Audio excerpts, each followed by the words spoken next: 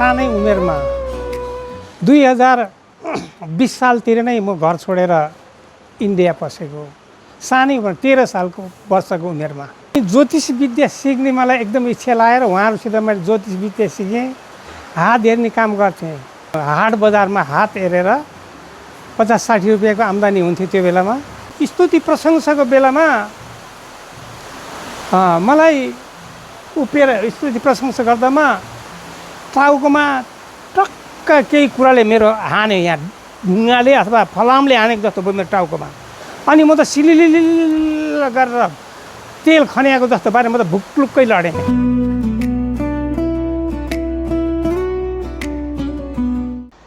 जय मसीह साथै नमस्कार।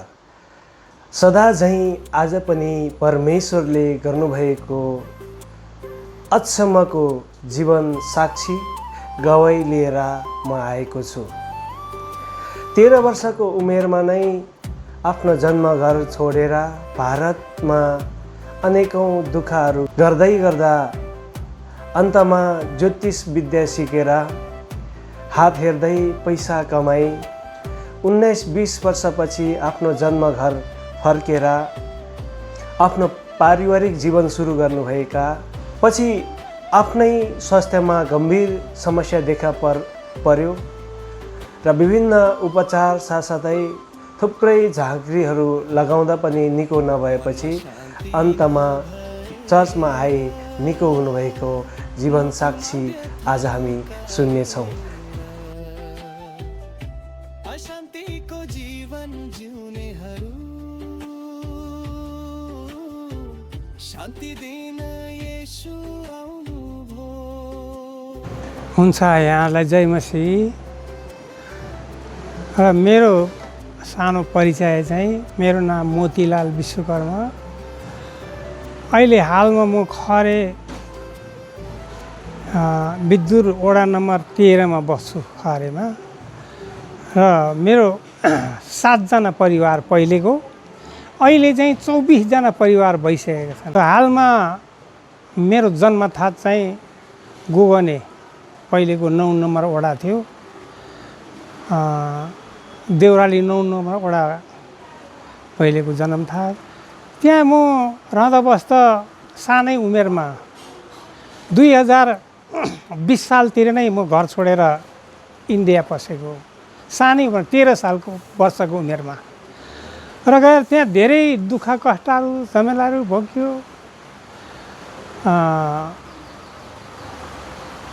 घाँस काट्नेदेखि लिएर होटेलमा भाँडा माझ्नेसम्म पनि पुग्यो।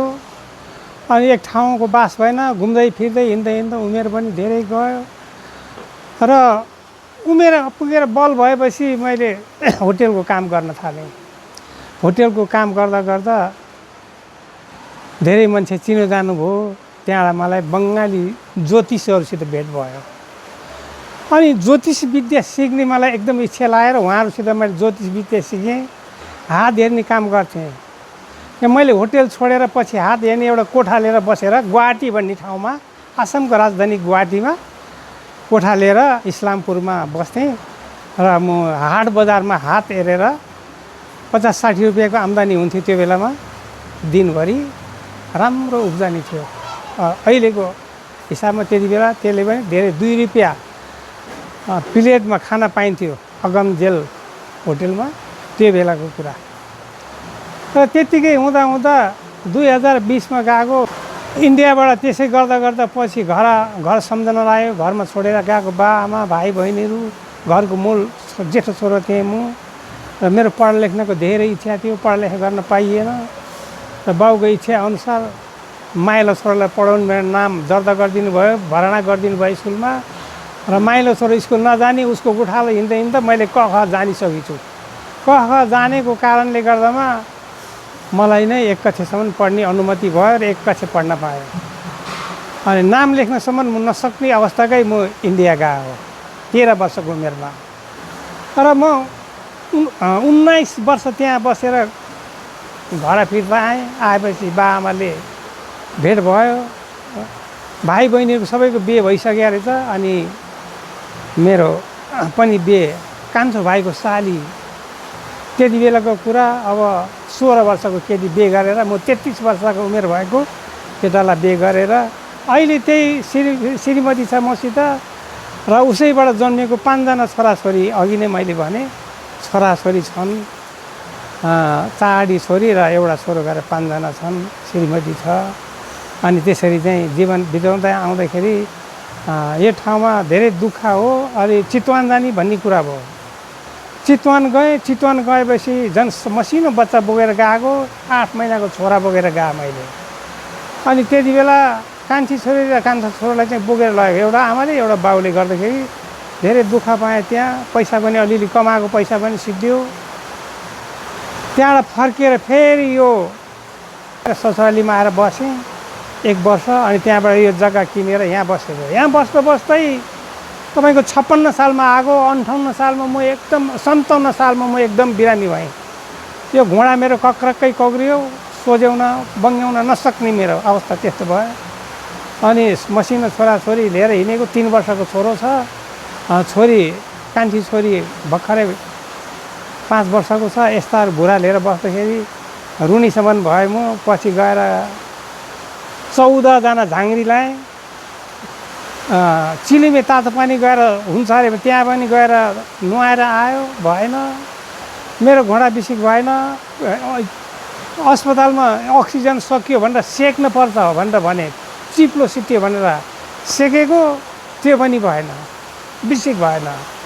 अन्त तिहार आउनु लाग्ने बेलामा उताबाट एकजना मेरो जेठबाबुको छोरीको छोरो, उहाँहरू क्रिस्चियन थिए, गोर्खामा उहाँ आउनु भएको रहेछ। अनि मेरो घरमा बास बस्नुभयो। अनि उहाँले सँगै सुतेको हामी मामा भन्छ, बिहान उठेर भन्नु, मामा तपाईँको खुट्टा त बिसिक हुँदैन, मैले नराम्रो सपना देखेँ, तपाईँ चर्चमा जानुहोस्, चर्चमा गएपछि मात्रै निको हुन्छ भनेर उहाँले भन्नुभयो। अनि म झल्यास भएँ। गोगनेमा हुँदाखेरि कतिजना विश्वासी भएको काट्ने पिट्ने कुट्ने भएर खेतीसम्म गर्न दिएनन्, त्यस्तो हामीले देखेको। क्रिस्चियन भनेपछि त्यो बेलामा धेरै पेल थिए गाउँलेले, थोरै मात्र हुँदाखेरि। अनि त्यसो भएपछि त्यति बेला त चर्च भइसकेको थियो अम्फाङ मण्डलीमा। म गएँ, त्यहाँ गएर अहिले हुनुहुन्छ उहाँ लक्ष्मण पास्टरले प्रार्थना गरिदिनु भयो। अनि उहाँले भन्नुभयो, हामीले एकपल्ट गरेर हुँदैन दाइ, तपाईँ दिनकै भने महिनै पछि हप्तै पछि आउनुपर्छ भन्ने कुरा उहाँले भन्नुभयो। हप्तै पछि जाँदाखेरि अनि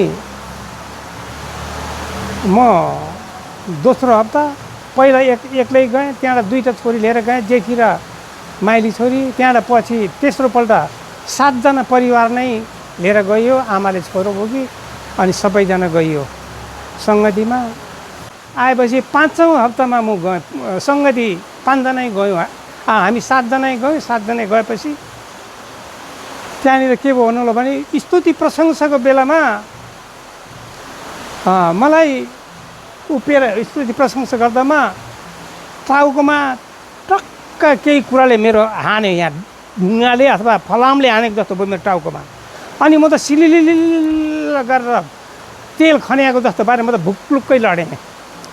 सबै गीत भजन गाइरहेछन्, अब त्यहाँ प्रशंसा प्रार्थना गरिरहेछन्। म भक्लकै लडेको थिएँ। मेरो कुरकुरबाट पुत्त केही कुरो निस्केर गयो। म त फेरि जुरुक्कै उठेँ, शक्ति आयो, जुरुक्क उठेर हात उचालेर प्रशंसा गरेँ। अनि त्यहाँबाट म काम्न थालेँ। बेसरी कामेँ म त्यो दिन। म कहिल्यै जिन्दगीमा नकामेको मान्छे।